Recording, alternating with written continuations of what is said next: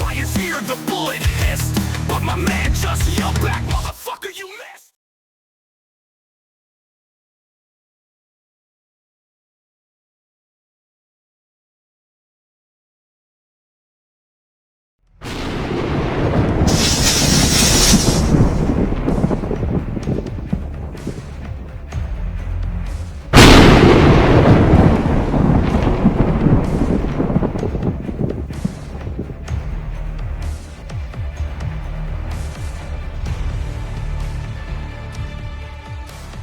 We start off our list with a contingent of galactic perfectionists.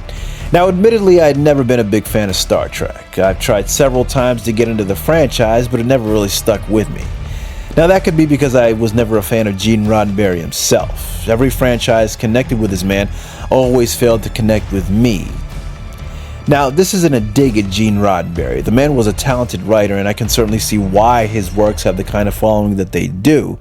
But after trying to watch things like Star Trek, Andromeda, and Earth Final Conflict, and not really enjoying any of them, I came to the conclusion that I just didn't like the stories of Gene Roddenberry. Now, nothing against the guy himself, it's just that his output never really grabbed me. Particularly with Star Trek. Now, the ultra-optimistic outlook on the 21st century and the idea of a united human race under the control of a new globalist regime like the Federation just seemed a bit off-putting to me. If you know any my politics, I am a conservative, so you probably know where I'm going with this. But at any rate, like I said, Star Trek just didn't do it for me. And that is except for the Borg. Now, this particular group of villains really grabbed me from the onset. They seemed thoroughly menacing and posed a true threat, not just to the crew of the Enterprise, but to the galaxy as a whole. Just the idea of being assimilated into a collective without dissenting thought or speech just seems particularly nightmarish to me. Where individualism and free speech or expression is seen as a sickness or a virus, hits very close to home for some reason. Almost like we've seen it in our own backyards. Oh, oops. How'd that get in there? Sorry about that. That darn conservative bug of mine. Anyway, the Borg first appeared in Star Trek: The Next Generation as a technologically superior race that seeks to assimilate all life in the galaxy into their one hive mind, known fundamentally enough as the Collective.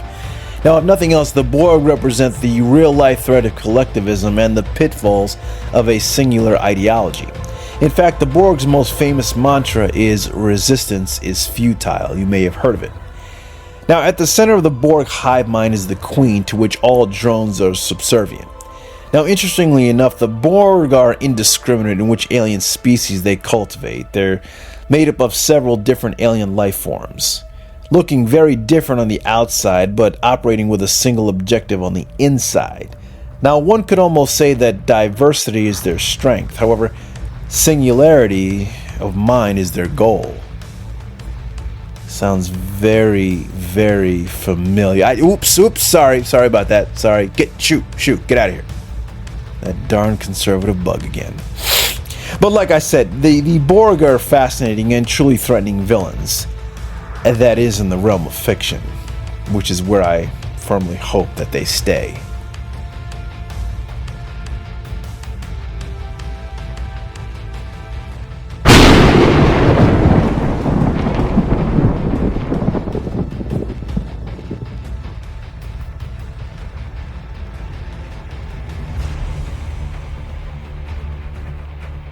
Now, here's one of many throwbacks for you. As a kid who primarily grew up in the 90s, I was privy to an often forgotten little gem of sci-fi programming. At the time, the idea of parallel dimensions within the realms of fictional media wasn't one that was very often used, at least none that I saw. The show Sliders tells the story of quantum physics genius one Quinn Mallory, who unlocks the secret to traveling between alternate dimensions. Now, Sliders certainly wasn't the first one to come up with this concept. The idea of alternate universes goes back at least 150 years, with several authors tackling the concept in some sort of way. But as a teen having little exposure to this particular niche of sci-fi genre, this was all new to me, and furthermore, it was absolutely awesome. I absolutely loved it. The idea of traveling between universes by simply clicking a button on a little remote control-like device, I think it was called the timer, correct me if I'm wrong, that was extremely a gripping idea for me. I couldn't get enough of it. Now, each week, our group of sliders, which included Quinn, his physics professor Maximilian Arturo, on-again, off-again girlfriend Wade Wells, and all-American guy Rembrandt Brown, would leap into other universes of alternate history. Amongst their many adventures is a world where the United States has been taken over by communists. Stop that! Stop that! Moving on.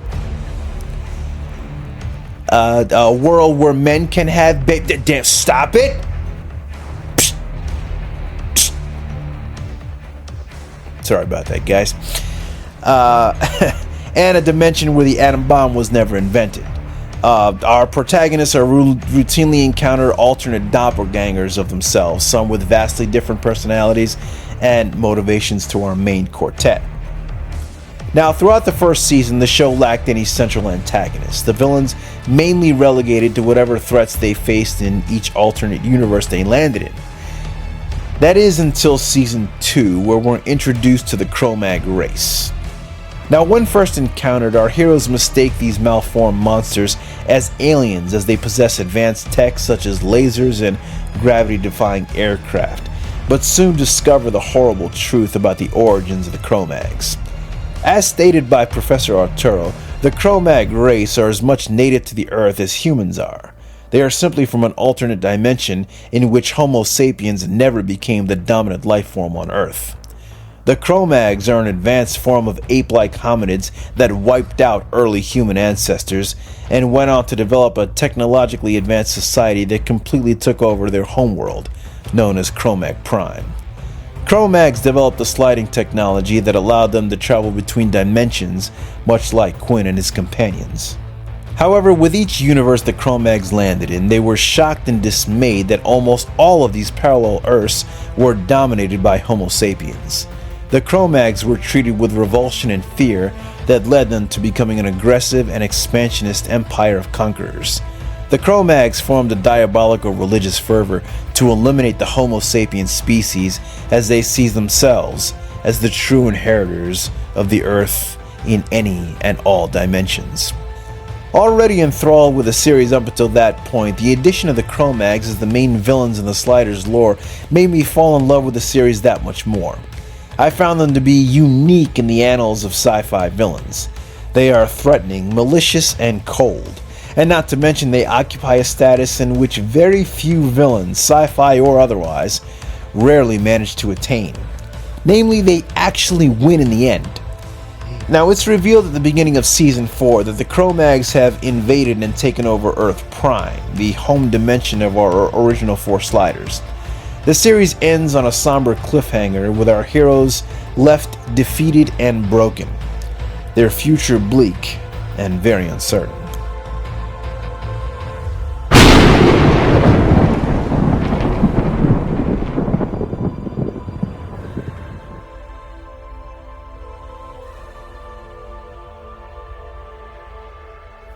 Arguably the most obscure entry on this list, the television show Prey, which premiered in mid-January of 1998, only lasted about 13 episodes before it was cancelled due to low ratings. The premise of the series was quite fascinating, namely that a more advanced species of human had slowly evolved in the shadow of Homo sapiens and were now poised to take over the Earth. Dubbed as Homo Dominant, these extraordinarily unique antagonists were described in the show as, quote, more human than human. Homo Dominant evolved as a result of climate shift over the past few thousand years, and listen, I'm not gonna tell you again. Knock it off. I'm trying to record a video. Jesus Christ. Sorry, back on topic, moving on. Homo Dominant has evolved to be superior to modern day humans in almost every way. They are stronger, faster, and more intelligent. They possess telepathy, precognition, and even limited forms of telekinesis. However, most disturbingly of all, they are born with an ingrained predatory nature to destroy their competition, which is namely us. Just as survival of the fittest dictates, dominants see it as their natural edict to wipe out Homo sapiens as any dominant species would their weaker rivals. Now this is manifested in the form of history's most vile and vicious serial killers and madmen. The show postulates that psychopaths aren't mentally ill at all. They are just members of a more evolved human species.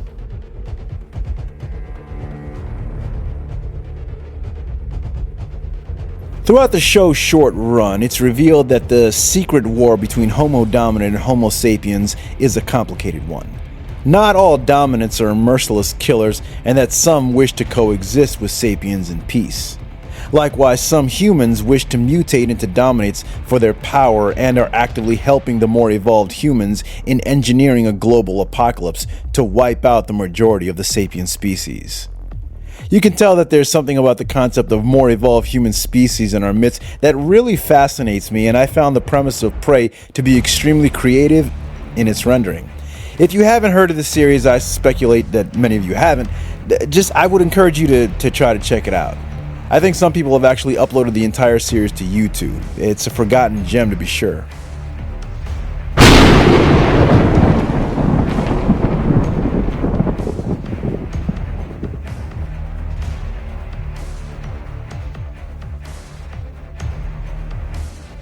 Continuing with obscure sci-fi shows from the 90s, for number 7 on our list, we have our first true blue alien species. Now, while the Borg is a hodgepodge of several alien species, including humans, the Gwa is a secret invading army that act mainly as infiltrators. Now, in the late 90s, the Sci-Fi Channel was looking to boost its numbers with a slate of original programming. It was a golden era of creativity that gave us some of the best concepts and stories that were ever conceived, in my opinion.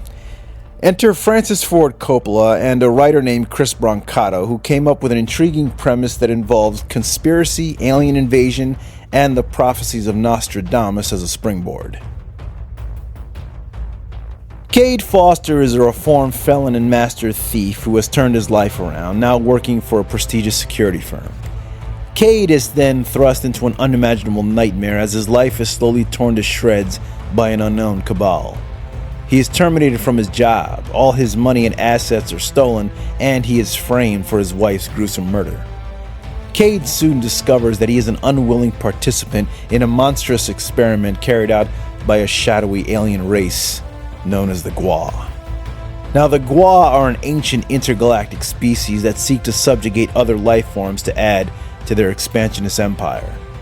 Now, the Gwa were once themselves conquered by another alien race, but retaliated and triumphed over their oppressors. They took the name the Gwa, which means the power to overcome, in a bid to never be victims again, and started to overtake other species in the galaxy. They set their sights on Earth sometime in the ancient past, and used a rather unique form of transportation.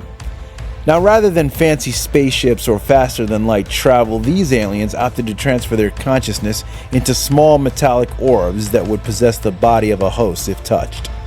The orbs were loaded en masse onto hollow artificial asteroids that would travel the bowels of the universe, landing on several habitable planets the Gwa had pre-selected for takeover.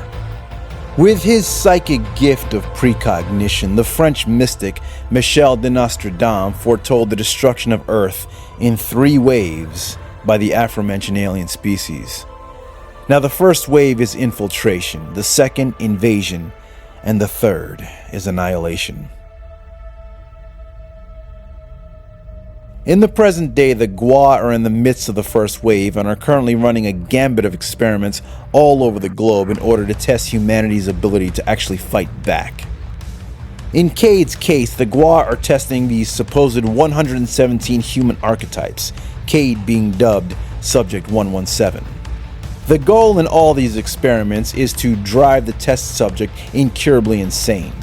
Now, Cade breaks free of the experiment and begins to actively hunt down the aliens using a hidden book of the prophecies of Nostradamus.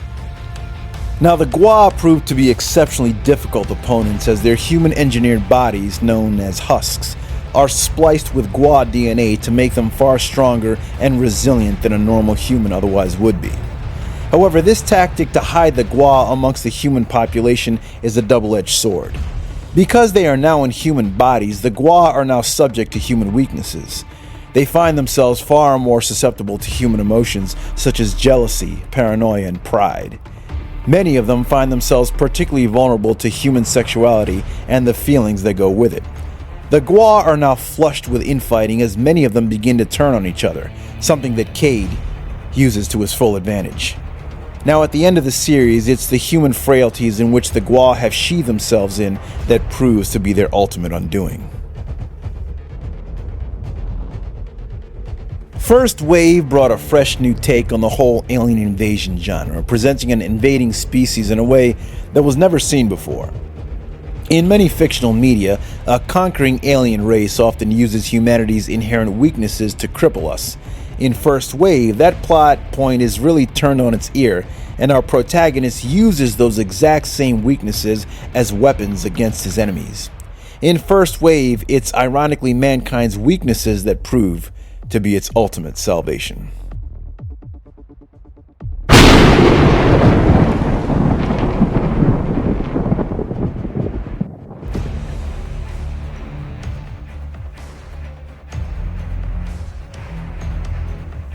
Here we find ourselves going from the obscure to the exceptionally well-known. While not many people have ever heard of the Dominants, the Cro-Mags, or the Gwa, everyone at some point in his or her life has heard the term Decepticon. Hailing from the planet Cybertron, both the Decepticons and their rivals, the Autobots, are from an unnamed race of cybernetic organisms that were originally created by a Lovecraftian race of squid-like beings known as the Quintessence. Originally created as slave labor, these cybernetic organisms developed complex self-awareness and eventually rebelled against the Quintessence and drove them off Cybertron. After several millions of years, these cybernetic organisms split into two distinct factions, one altruistic and heroic, known as the Autobots, and the other, a warlike contingent of conquerors. These were the Decepticons. The two sides went to war that eventually spilled over onto Earth over the course of millions of years. The Decepticons and the Autobots, now collectively known as the Transformers, could take on a variety of forms and incarnations.